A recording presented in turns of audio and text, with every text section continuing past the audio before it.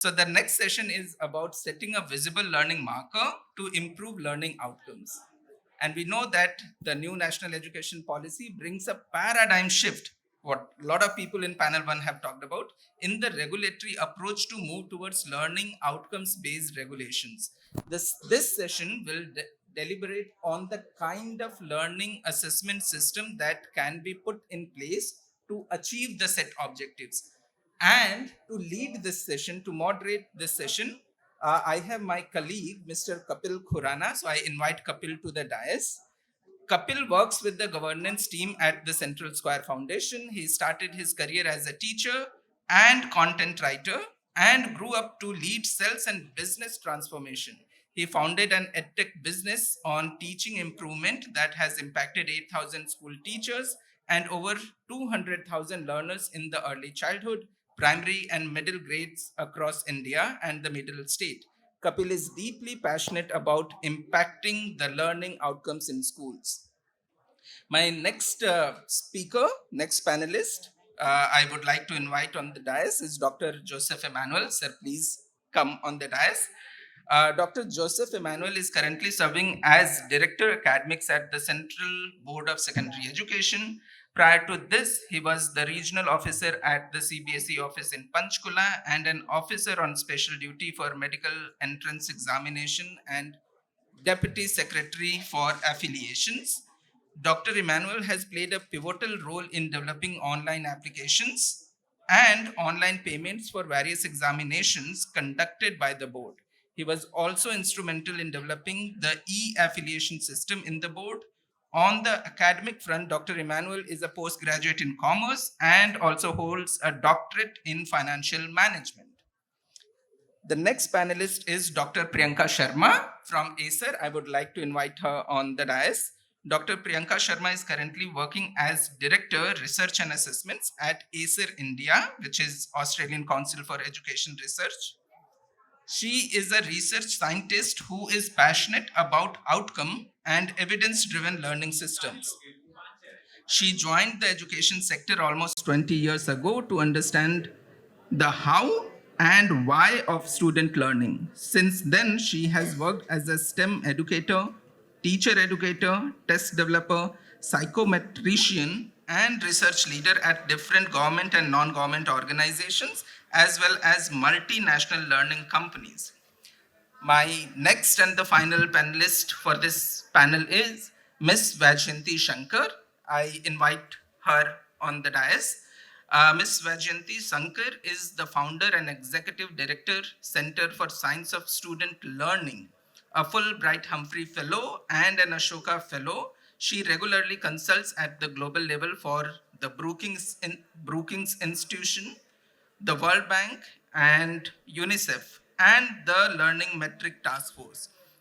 Shankar specializes in psychometrics, modern item response theory, diagnostic assessments in multiple languages, curriculum and research. She co-authored the National Strategy Paper for Educational Assessment by Technical Support Group in Ministry of Human Resource Development, India in 2012, and regularly presents in prestigious international forums. She is a member of Government of India's Sarva Shiksha Abhiyan, Samagra Shiksha Abhiyan, now that is called Joint Review Mission, and has also served on the advisory board of Educational Survey Division, NCERT.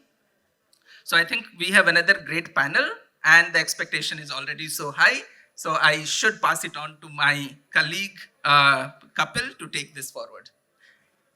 And I would request volunteers to keep the gates closed so that we have good sitting and silent arrangement. Thank you. Thanks a lot, Amit. Thank you for the audience who is there. Good afternoon to all of you. As Amit said, my name is Kapil Khurana, and I have just been asked by my team to do a commercial advertisement of our sponsor. So here it is. How many of you have heard about Bazumba? It's a new product in the market. It's a very good product. None of you have heard about it? You know, I'll tell you something about Bazumba. It is developed after 15 years of research and experience. and it has 80 moving parts. At any point of time, you have at least 28 processes running inside it. It's so sophisticated. And it has 5 large functional chambers.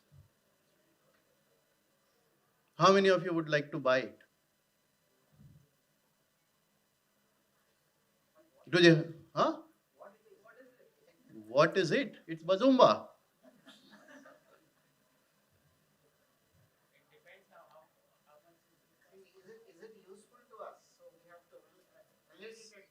Yeah, he asks what is the cost. You say, is it useful to us? Sir, cost is about 2 lakh rupees per year. And to your question, is it useful to you? I have one comment. I mean, in the audience, if all of you buy it today, then after 10 years, few of you will have some medal.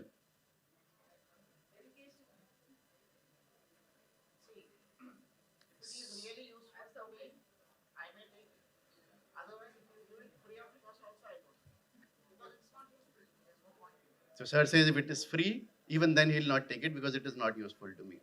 Yeah. So the point that I'm trying to make here is that when we try to pitch our schools to our parents, is this not how we pitch it to them? Yeah. So when we tell about our school, we tell them about what are the inputs which are going into our school. Whereas what we should be telling them about is what are the outcomes that they will have from the school. So that's the note I wanted to set before we start this discussion. In the previous discussion, we talked about outcome focused regulation, but then with schools, our schools, which are another bazumba we are giving to parents, how can we really shift the narrative? How can we shift the discussion, both from regulatory perspective as well as from parent demand perspective, so that we are we are telling them about the outcomes as against the inputs that are going into our schools. So for that, I start my panel discussion, and on these outcome focused governance and regulations. My first question is to you, Dr. Joseph. My question is, actually we talk about school outcomes, but tell me, whose job is it to measure these school outcomes? Is it that of some regulator or some board or some third party? What we want to know is who is going to be responsible to measure the outcomes of a school, who should ideally be, and then whosoever it is, what are the some of the ways in which the outcomes can be measured? Thank you, Kapil. Thank you, CSF, for having me here. Having me here. So, if you ask me, it's whose role and who is responsible. Everyone in this society is responsible for education as well as for measuring the learning outcome. Right from parents, the teachers, the peer, the regulatory bodies like examination bodies, education department, everyone is responsible for enabling a learner to achieve learning outcome as well as measuring it. So you cannot isolate a particular organization or individual for this responsibility. It is a collective responsibility for everyone. For example, it starts from home. At the early years, the learning outcome is measured by the parents. Suppose if the child is not able to walk at the age of 2 or age of 1, the parents will become worried. Naturally, if they won't speak at a particular age, if they won't make noise at a particular age, the parents, the society, the neighbors, everybody get worried. They will take the child to a doctor. Is there any problem with this child? Similarly, when the child goes to the school, the teachers they will interact with them. We started teaching them alphabets, we started teaching them manners, we started uh, giving them more and more feedback, and our expectations will also rise over a period of time. And at the early years, the measurement is very easy. Suppose if the child is able to make sentences, if the child is able to convey his ideas, or if he is able to interact, that can be very easily make out by the teachers or the person interact with the child. And gradually, you know, when the year passes, the learning outcome, measurement of learning outcome will really become difficult. And that is where we take the help of experts like Dr. Priyanka and Dr. Vaijayanti. So, when measurement will become little difficult, we will take the help of experts in measuring the learning outcome. At every level, from early years uh, till even if a person is working, then also the learning outcome is important. At every level, outcome is very, very important. And we have been hearing that from various surveys and various reports that the students are not exhibiting necessary skill set, or the skill set that they are supposed to exhibit at a particular age, or a particular level or standard. So there is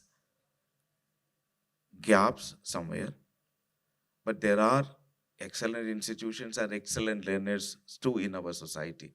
There are children who can perform at par with the students of any developed nation in the country. They are also here in our system. But there are children with the limited resources. They are not able to do well at the learning levels at various areas of their life. So there is a challenging situation in our society. And as a result, you know, more and more focus is given to the quality of education imparted in the institutions. So in the previous panel also, this discussion was there, from Sarva Shiksha to Samagra Shiksha. This is a journey. So now the entire focus of the nation is to provide quality education to the, the learners. So how to give quality education and how to ensure that every child is getting quality education. There comes the role of measuring learning outcome. The NEP very clearly says that this is high time to move away from rote learning to competency based education. So competency based education really means the ability or the skill set acquired by a learner after learning a concept. So if a concept is learned as a theory, it has no meaning till the time the learner is able to use it in the real life scenario. That shift the new education policy is aiming for, and for that we need to work together. So it is, in short, I can say it's a responsibility of all. You cannot separate anybody. Yeah. Okay.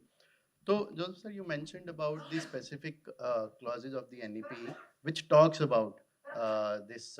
We are getting into assessments already, but just let me remind the audience about the clause uh, which talks about outcome-informed regulation, which talks about uh, how the schooling system can change to facilitate this reform. Chapter 4.40 of NEP says the results of school examinations will be used only for developmental purposes of the school education system, including for public disclosures by schools of their overall anonymized student outcomes, but for continuous monitoring and improvement of the schooling system. Yeah. It talks of an assessment, it talks of students to be assessed, but the focus is on the school. Three times there is mention of the schooling system, school system, and idea is to assess the school as a unit rather than any other system. For any other system, we already have some assessments, and my esteemed panel would already know about it. There are PISAs and TIMS of the world, which assess us as a country. Then there are national achievement surveys and state level achievement surveys, which talk of assessment as a state, even within the state, as districts, how we are doing. But there is no assessment for school yet. So for that, my question is to you, Vajanti, based on your experience. If a state has to set up an assessment system to be able to do that, what is the most appropriate way to do that? And what preparation should a state to do towards that? Yeah, thanks, Kapil. I think I would actually, before answering that question, take a step back. Okay. So, the first fundamental thing that we need to understand is that I see that all of us are like, there is the elephant in the room and looking at different parts and saying that this is what it is. And, we are going through that process in trying to figure out what the NEP is saying and so on. And look at what Shweta had said in the morning of putting the child as the centrality of the problem, right? So the fundamental thing why the NEP had to come in place, because the NCF 2005 was a pretty good document, right? But why the NEP 2020 talks about various things is because we are at a juncture in the evolution of mankind. You know that Chat GPT has come. Pretty much it answers all the questions. Every workshop I go, we ask few questions and it gives all the answers. It's much more precise than most other things, right? I think Joseph G was there in one panel where we tried something similar on understanding, like what do you mean by learning with understanding, or what is a critical thinking skill. It gives you very good research based answers. And in this juncture, we are talking of educating the child. And this child is going to be educated for another 15 years, by which time he comes into the labor force. What he is learning may be pretty much redundant, right? And then we also know that there is a mental health pandemic going on. And we are talking of even the Incheon Declaration, which talks and unravels the UN, SDG 4, says that child should not only have literacy and numeracy, but also higher order thinking skills, and along with it, interpersonal and social skills, right? And we recently published a school climate cognitive and affective skills study report, which is a 5 year of research on what do we mean by these interpersonal and social skills, and how do you delineate them, and how are children acquiring these skills, and how do you measure that. And very clearly it comes out with things like school climate is the one which determines, it has a predictor relationship with the learning outcomes. So when we are talking of school as an assessment, right, like, and then again he alluded to two or three things where he says it's system and the student is getting tested, but then the system is getting a mark, right? So what do we mean by testing a system and testing a student? When you're testing a student, you're basically going to have a consequence, a direct consequence for the child. It's like your board exam score. You know that you cannot afford to have eat anything risky the previous day, because if you miss the board exam day, your life is pretty much gone, right? It's a very high stakes, and there's a consequence for the child. Whereas when you're saying testing the system, the score is not for the child, the score is for the school, the score is for the system, right? If a national achievement survey NAS happens, it will say Tamil Nadu is doing in assessments like this vis-a-vis Bihar, which is doing in learning outcomes like that. So therefore, this first and fundamental thing we need to decide when we are talking of setting up triple SA body or something like a parak or whatever it is, that what is it that we want to be assessed as a result of this particular body. Setting the purpose of that body has to be very, very clear, because board of education is already there. There is a CBSE which is already running its boards. There's an ICSE which is already passing the children. There is a NAS and a SLAS or whatever it is which is doing an achievement survey. Then what is it that this board is going to do? Is it something like accreditation? Then there comes the conflict. So if a CBSE already exists and it's already doing an accreditation, what is this particular body going to do? I would say that first determining that. Second is that determining what is the learning outcome that you are going to be looking for. Is it only literacy and numeracy? Is it higher order thinking? Or is it also things like interpersonal and social skills? And is it also about measuring the school as a climate? So what do we mean by a school climate is that most of the time we have been talking in the morning about infrastructure, resources, teaching, learning material, etc. But a school is just not that. A school is much more than that. School is about the relationships that exist in the school, the type of pro-social learning climate that is existing in the school, which makes you go again and again, go back to the school, whether the resources are not there, is there or not. The belongingness people, the stakeholders, the teacher, the principal, the student, and the parents have towards the school. And believe me, all these are measurable. And why measurement is important is that if you do not measure, then you tend to ignore that area, right? And we know that very much from the marks driven examination systems we have. And because the exams are of a particular type, if that, I don't think CBSE is actually saying first standard test has to be like that, but you will see that because they do 10th boards like that, again and again when we work with schools, grade 1 also, parents don't want the examination system to change, right? So fundamentally I'm saying that before we go into the different modalities, figuring out what this body is going to be for, what sort of learning outcomes are you looking at, and determining all of those in place is the first and fundamental step, based on which you come up with your strategy document, and then you can lay out the process. No, perfect, Vijanti. Certainly, this all makes sense. We need to first have the state needs to first decide who's going to conduct it, and then possibly what is the objectives which need to be laid out before we get into the actual conduction of the assessment. While this all makes sense, it is also noteworthy that some of the states have already embarked on this journey and are at various stages. Hmm. So some states I know of, Chhattisgarh, Rajasthan, Bihar, are there at some or the other level on their process of conducting their own versions of competency-based assessments to be testing the system for various purposes. So therefore, those particular states might be looking at some specific inputs on how to conduct these tests in a manner in which they actually test what they are supposed to be testing and are conducted reliably. So for that, Priyanka, Dr. Priyanka, I have a question for you.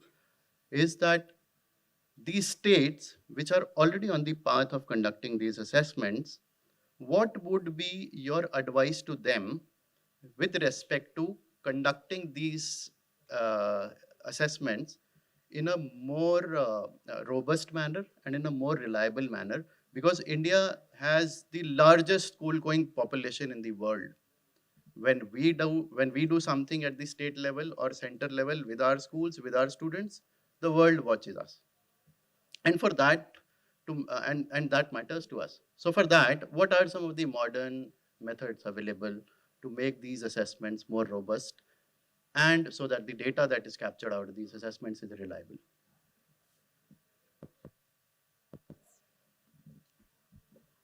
Thank you, Kapil, for the question. And this is really very beautiful question. But at the same time, you have asked a very difficult question with too many loaded words there: modern, robust, reliable. So all these words make this question really very difficult. But I will try to answer it in simple words. I will try to answer them. So when we are having this discussion, basically it is a point where too many diversions we are seeing, too many digressions we are witnessing in global system, education system, including India. So one system is there, like since morning we are talking about our students are not learning. So, and systems are figuring out ways to improve that learning. So one of the recent report, so we have come up with a new term, learning poverty, very recently. And particularly where we stay in that area, before COVID, 60% of students were under learning poverty. It means they are 10 years old, but they can't read. And that is expected to be now around somewhere 80, because due to COVID enforced school closures. So we are having this conversation in this scenario. Second scenario I'd like to quote before I jump to answer of Kapil's question is, this is the point when effectiveness of such state level assessment or system wide assessments, they are being questioned. That what is the evidence that by conducting such assessment at a state level, learning outcomes will improve? What is the evidence? So these things make this situation really very tricky. And then my third point I will pick from Vajanti. Vajanti said that if we don't measure anything, we tend to ignore them. But at the same time, in educational setup, I want to quote that most misinterpreted phrase that what gets measured gets managed. So with these three things, I would like to now answer Kapil's question. Okay, so, and I will be simply putting few thoughts which are at the top of my mind at this point of time. So very first thing which is at the top of my mind in context of these state level assessments or system level assessments is, where is a robust theory of change? Why do we believe that these assessments are going to help students improve learning outcomes? Because is it only because we are measuring learning level of students? We believe that it is going to change, then I think we are quite in sync with that phrase that what gets measured gets managed. So very first requirement in any education system, whether it has been district level assessments or state assessments or national assessments, so they are based on a sound theory of change where they have helped systems improve learning outcome. So what does it simply mean when we say that there is a strong or sound theory of change? So it is a series of actions and reactions that how change will happen. For example, if we are talking about any of large scale assessments, so latest being that National Achievement Survey report. So what information does it provide? So it provides some information about current learning status of students. It provides information about a status of equity. So these kind of information is there. So these information, they can serve as input for researchers and policymakers if we are talking about a theory of change. So it means these inputs can be used to think about what type of inputs are required at a school level, what type of processes are required there if we want to move in a specific direction, what type of teaching resources, learning resources are required, what type of teacher capabilities are required. So maybe x1 to xn things which are required if we want to improve learning outcome. And then what happens, then it comes monitoring mechanism. We can't directly measure learning outcome at t1 point of time and t2 point of time and can then see what is the delta, what is the gain there. There is no use of that. We will keep measuring years after year without seeing, without witnessing any change. So monitoring mechanism is there, that these small baby steps which we have said that learning resources might, if used effectively by teachers, then they might lead to improvement in learning. Then are we measuring these in between things? So that are missing somehow. So I think very first requirement for any system, whether we are talking about a state or national level systems, to have a sound theory of change and to monitor and track changes at every level. Second one, I will not take much time because that's about technical things, but all of you, I know that you will agree with me that assessment and learning models, we can't talk about them separately. They need to be aligned to each other. And I think many of you would have, I am sure you would have seen our latest learning achievement reports. They use a particular model called item response theory that we call modern theory of assessment. But what about learning models? What learning model we are following now in classrooms? So they don't talk to each other. If we are using IRT as assessment model, then for learning, we need to use somehow some very close theories there. Vygotsky zone for proximal development means children learn best when learning intervention is pitched at right level. Somehow that teaching at right level is aligned to that concept. So beyond that, there is a stress, and under that, there is lack of motivation. So assessment theories and learning models, they need to talk to each other. They can't exist in isolation. So that is the second point which I would like to make here. Sorry. And third thing, again, about Kapil's point on reliability of assessment. So again, I will take one step back. Reliability comes, I think, after that. Most important aspect is validity. That how valid is the information, and up to what extent we can use that information reliably for intended purpose. That is also fitness for the purpose. For example, we are talking about ASER reports, NAS reports. So they are not fit for all purpose. They have been, these studies serve a specific purpose. So we have to identify those purposes. And if I think these three things sit at the core of any system-wide assessment, particularly when we, since morning, we are talking about assessment for development. Assessment has different notions.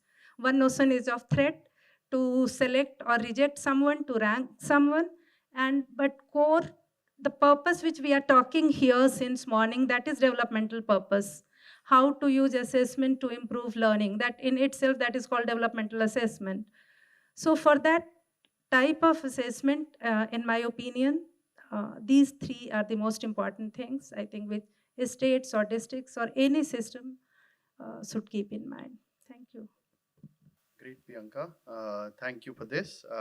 Yes, you have connected the assessment theory to learning models, and a state will need to first understand uh, uh, the objective, the purpose with which they are doing the assessment, and then what learning models they are going to follow basis that. Vajanti, I think it would be a crime to let this audience go without taking a piece of your expertise in conducting these kind of assessments in multiple states. So you already are supporting some of the states in doing this, and the design also varies from state to state of the entire assessment. So my question to you is, Vajanti, some people in the audience will have this notion also that there are already too many assessments happening in these states. Uh, and then you add on another assessment. Would you want to do that? Uh, and the second part of the same question being, if one of these existing assessments happening at the system level is to be repurposed at the system level or the state level, center or the state, is to be repurposed to reflect on school outcomes, which one is the most strong contender? Yeah, so let us say, for example, you have, let us say, some health issue, right? So when you go to your doctor, the doctor does not say that whoever has come with health issues, all will be given the same test, right? And also because so sometimes he may prescribe you a blood test, sometimes he may ask you to go for an x-ray, sometimes he may ask you to go for an MRI scan, whatever it is, right?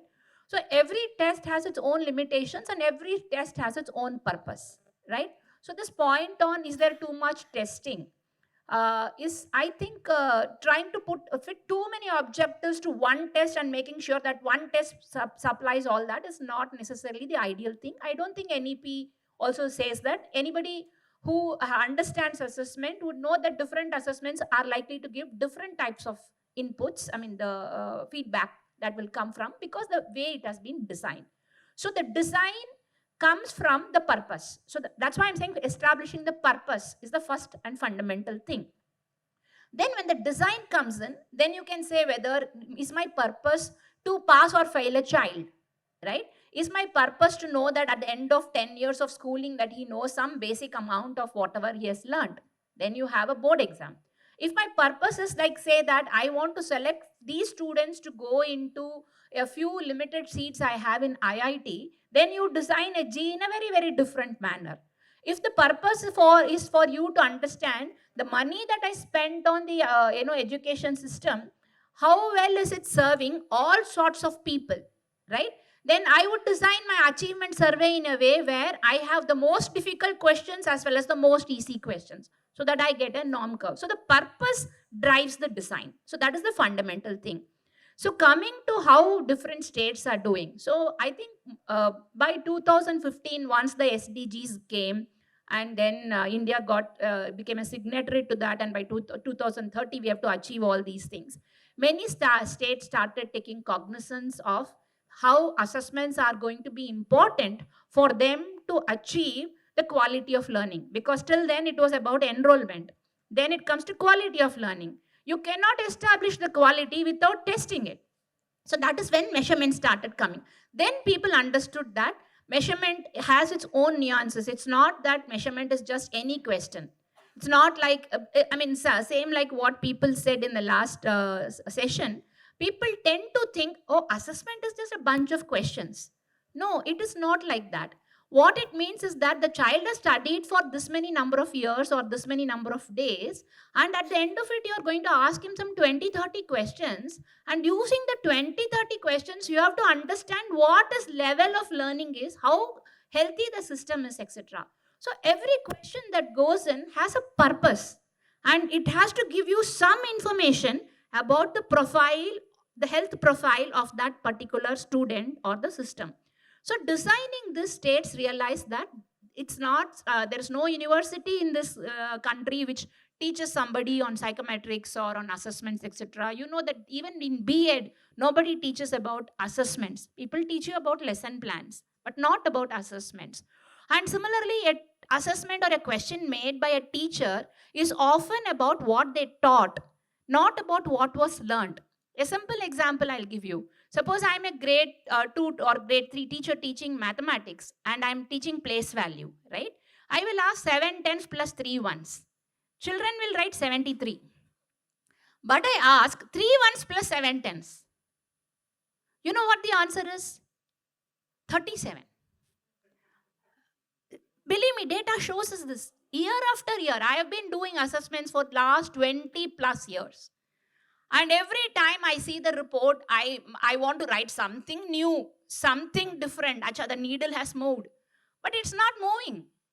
And why? Because when your teacher is testing, the teacher tends to teach in a specific way and test in the same way. And when somebody else goes and asks a question, I mean, this is a famous example. You would have read about it in John Dewey's books. John Dewey was an educationist, you all know. He was an inspector of schools. And he had to go and inspect schools, and there was a geography class going on. And the teacher was teaching the 3 layers of the earth. You know, the crust, the mantle, and the core. So after the class is over, the inspector has to go in the front and ask questions, right? That is, we all see that when school inspection happens. So John Dewey says, can I ask a question to the class? The teacher says, yes. So he goes to the front and he asks the children, if you drive a hole to the center of the earth, what will you find?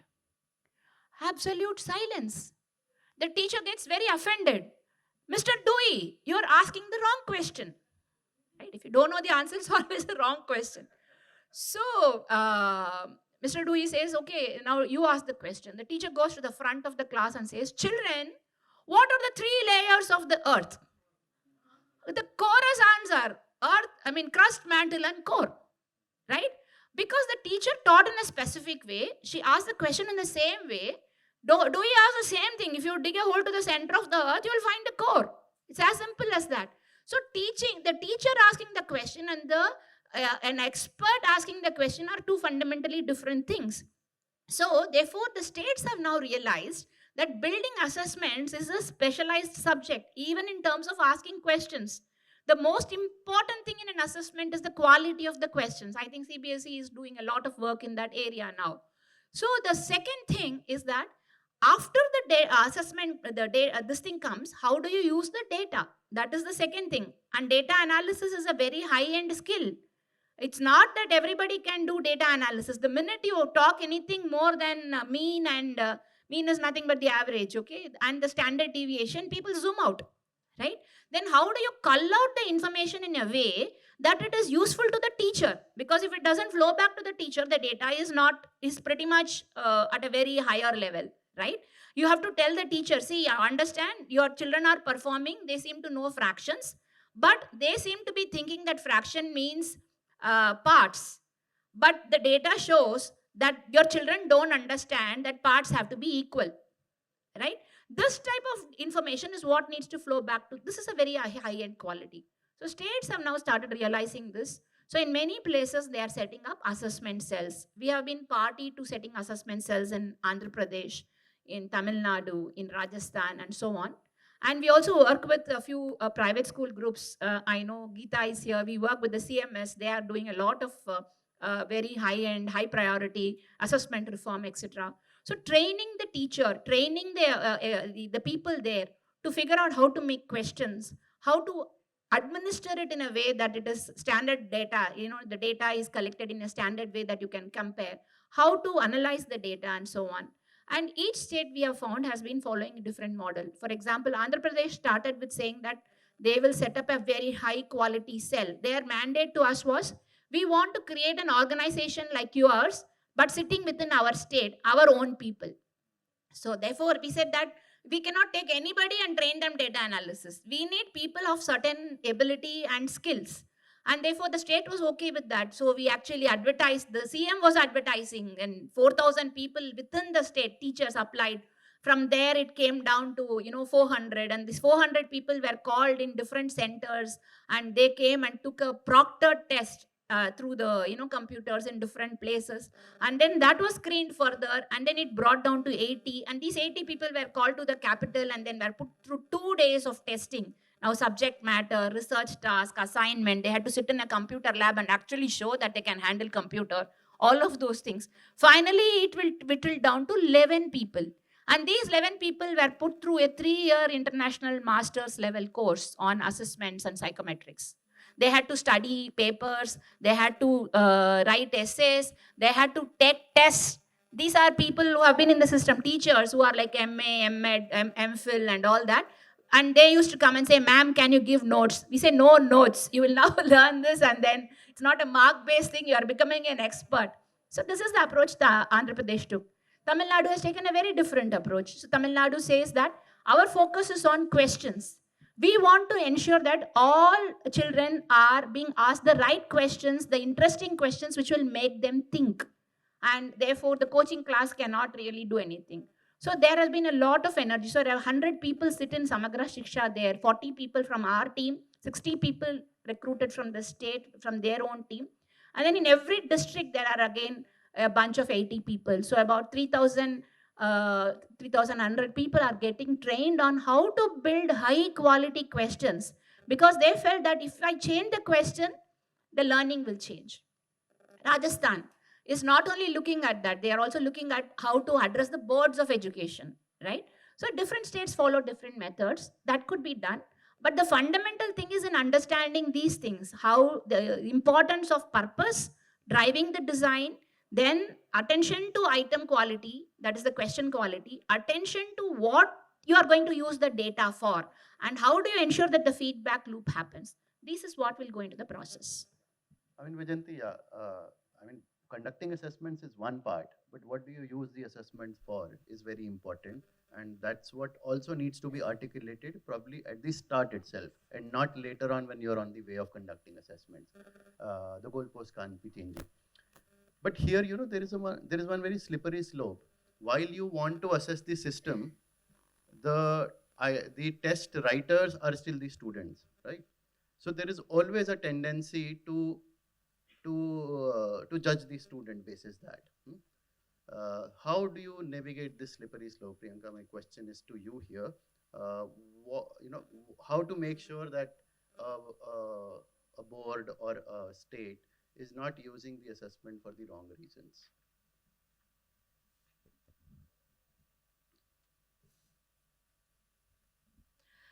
Thank you, Kapil. Again, a slippery, that is again a tricky term, but I will begin from where Vajanti has left, and even I had left there, that begin with the purpose.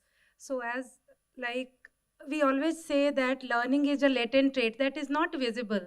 Height, weight, many things, they are visible, and then we measure it. But learning is something that is quite invisible, that is inside a person, whether it is child or adult, if we are measuring. And how we are measuring? We are measuring with the help of certain statements. Those statements are driven by a framework, a construct that what we want to measure. And students or learner or test taker, they are allowed to interact with those statements, those questions, and based on their response, we give them a judgment of their learning level. So that is a very, in itself, that is a very complicated task. And that's why when Vajanti said that psychometrics is such a field, that is particularly in India, it is not taught. Even in B.Ed, if there is a 1 week or a 3 credit hours assessment course, these things are not touched upon at all. That because that is quite hidden inside. So as he rightly said, that there are many points where we can miss on those, that whether that learning itself, we are giving some judgment on school quality, on educational quality based on those assessments. So whether they are authentic, whether they are valid itself or not. So there is a full cycle how that those assessments are designed in order to ensure that whatever information we are getting from these assessments, they are valid, and the data which are coming out of those assessments, they can be used for the right purpose.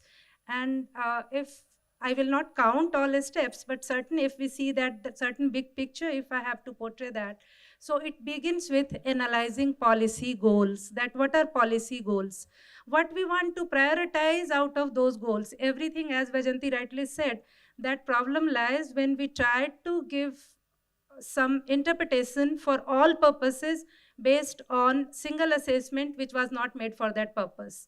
So problem in our system lies there. So there in the beginning, when we design an assessment which students have to take, first we prioritize that out of all those policy goals, what is our priority at this point of time.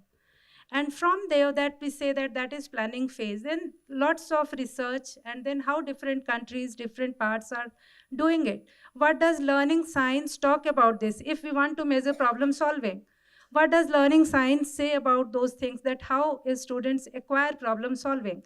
So all those components go into designing those assessments so that learners can interact with that meaningfully, and their responses, what we, on the basis of those responses, we are giving a value to their problem solving skills or their literacy or numeracy and any kind of skills.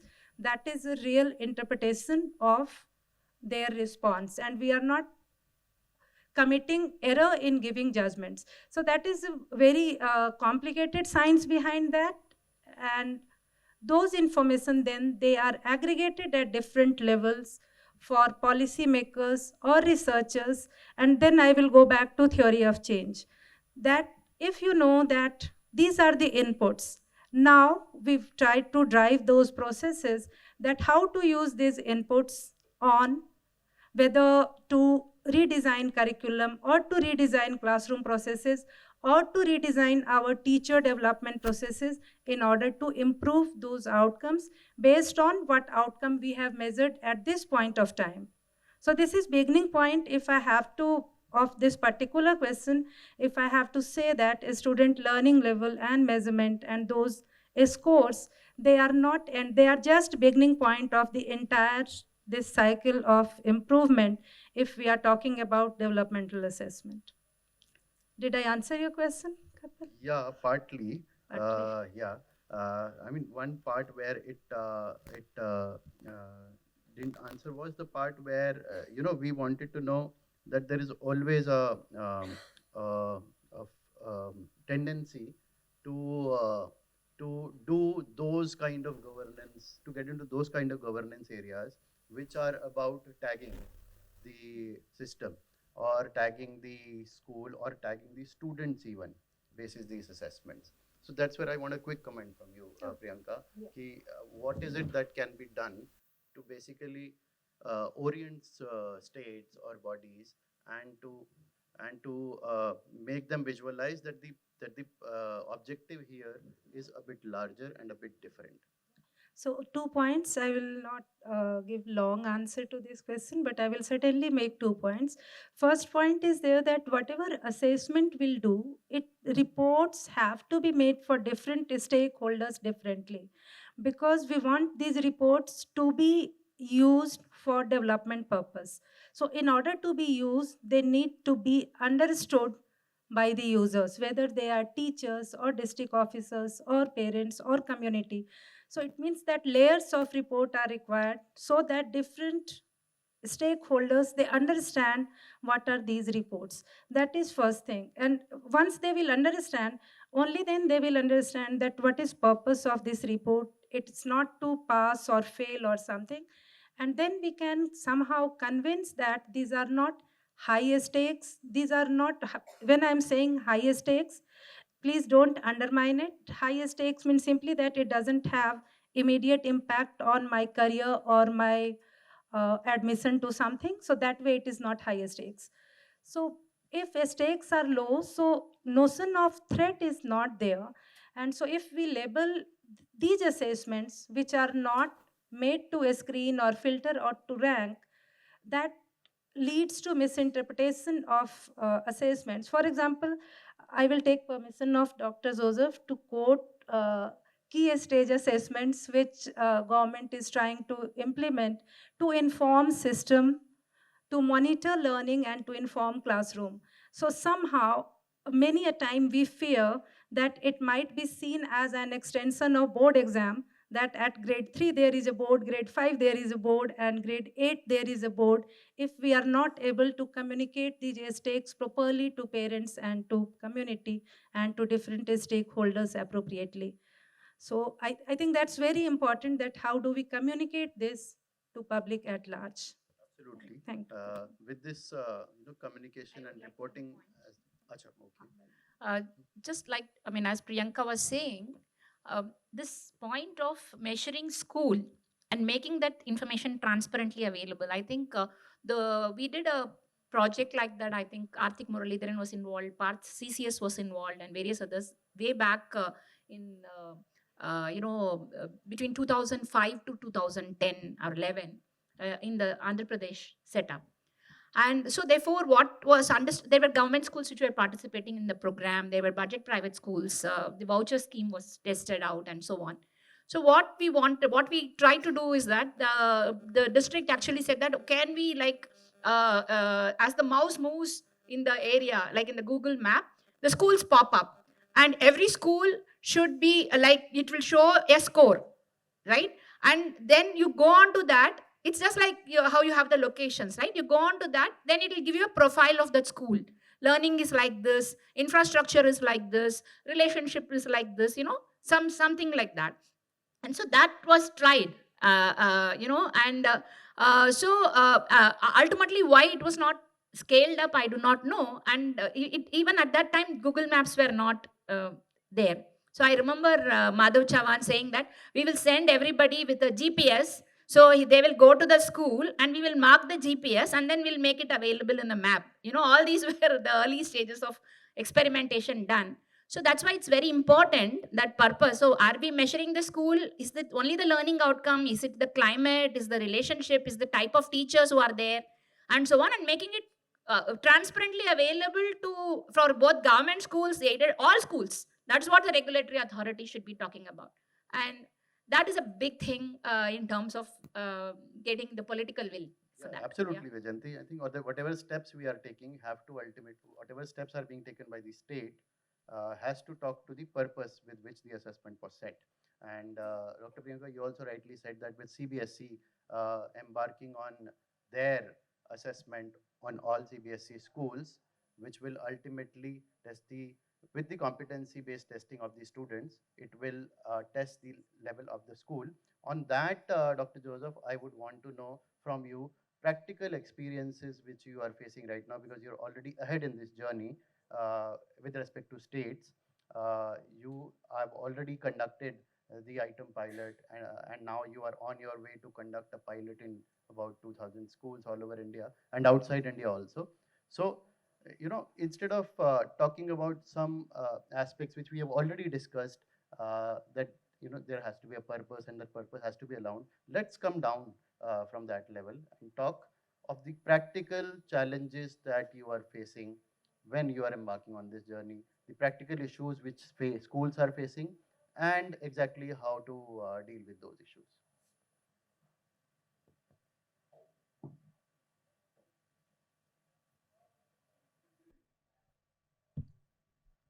Thank you, Kapil. As Kapil said, CBSE has also already initiated a measurement for the children of lower classes or the key stage assessment, which is called SAFL, Structured Assessment for Analyzing Learning. So it is at the conceptual stage. It has not fully implemented, but it is really tough to implement, I can say. Getting acceptance from all stakeholders is a big challenge. The moment we think about assessment and when we talk about assessment, we cannot differentiate it between the mark-based assessment as well as the competency-based assessment. Even if a child is getting 99 out of 100, the parent's question or the teacher's question will be, where is that one mark? So that, mindset is creating problem for us. So an acceptance for bringing an assessment. And as my fellow panelists said, assessment is a very powerful tool that brings enhancement in learning, particularly the quality learning. And every teacher should be a good assessor. To become a good teacher, one has to be a good assessor too. So that fundamental thumb rule should go into the minds of all the teachers first. And secondly, capacity building. When we started working for SAFL, the biggest challenge we faced was how to create good quality items to measure various levels of learning outcome. And believe me, we could not find good number of teachers for this work. Irrespective of having 15 lakh teachers in our system, it was a very difficult task to identify few good teachers who can really develop good assessment items. So before going for implementing this kind of assessment in any state, they have to identify and develop this pool of resource for creating good items to measure proper learning outcomes. Similarly, all other important aspects of assessment like qualitative analysis, IRT theory, psychometric, all those aspects we have said, but very, very scarce in this country. We don't have good psychometricians. We don't have good IRT experts. We don't have people to undertake qualitative analysis and quantitative analysis of our exam papers. We have to create good pool of resource in our system and develop it as a culture. हम लोग अभी क्या है हमारा जो in the present system, that the present rote memorization kind of question creation is happening and everybody is happy with that. And recently there was a Gulf Ahodia conference. I have been to that conference and I was trying to explain the importance of bringing this kind of changes to the system. And a good number of principals said, we are happy with the existing one. They said, we are accountable to the parents and parents understands only the theory of marks, nothing else. So it's very difficult to bring this acceptance. So, but this is the only way to bring changes to the schooling system as well as the teaching learning that is happening in the classroom. So when you talk about schooling, 40% weightage will straight away go to 40 to 50% weightage will go to the teaching, learning and assessment that is followed in a school. If we take reliability of the assessment that is happening in the school, I can give you a secret example with you. I can share with you. There are states where maximum number of schools affiliated to CBSE. And at the moment, if you take out the marks given for internal assessment, the pass percentage of those states will come down to 30% to 40% to 50%. Otherwise, they get 80 to 90% result. So this shows the reliability of assessment. So every institution, whether it is a government institution or a private institution, the practices they follow in their internal assessment practices will make a strong foundation. If you create that resource and create reliability in the assessment practices in the system, that will really promote learning among the students. For example, project-based learning is very common in our schools. And which project get highest mark? Let us introspect. The project that is bought from the market will get highest mark, the perfect project. Invariably, every school, maximum number of schools and maximum number of teachers follow that. The original thinking, the original creativity, the original work done by the child is not getting appreciated. Where are we heading for? What are we looking for? How we will develop competent citizens? How we will make change? So everybody is responsible. We can very easily blame each other and pretend that nothing is happening. But everybody has to accept this challenge, and everybody has to be actively involved in bringing change. Let that change bring from within, from the individual teachers, individual parents, the institutions as a whole. So SAFAL as a whole, CBSE has developing to support this reform process. Finally, in the board examination, if you ask all critical thinking and higher order thinking skill questions, without getting a proper practice in the early years, they will not be able to face those challenging questions in the board examination. Ultimately, the children will suffer. They will not get, even though they are smart and better than the other category of children across the country, they will not find a place in the higher educational institution. The schools will find it difficult to give answer to their parents. So what we have thought is, let this SAFAL be a ground to create a platform to embrace this change. So 358 questions, the key stage assessment questions, will be framed in such a way so that this will be an initiative towards bringing changes in the board examination. So catch them in, give them training. So the teachers will also embrace change. Teachers will also understand what is a competency-based question, and slowly they will also realize how to frame good quality questions. And this will be a training ground for the entire system. So gradually, once the system is almost ready, and there is a silver line, the higher education admission pattern is also changing. So from mark-based to other aptitude-based CUET, it will also evolve. Let us hope for the best. So once that happens, you will be able to bring more and more changes into the assessment of school education or in the board examination. So we have to start this journey very carefully.